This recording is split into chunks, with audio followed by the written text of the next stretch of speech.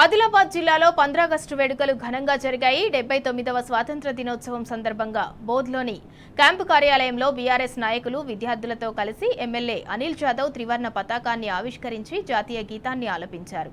అనంతరం విద్యార్థులకు మిఠాయిలు, నోట్బుక్కులు, పెన్నులు పంపిణీ చేసి స్వాతంత్ర దినోత్సవ శుభాకాంక్షలు తెలిపారు.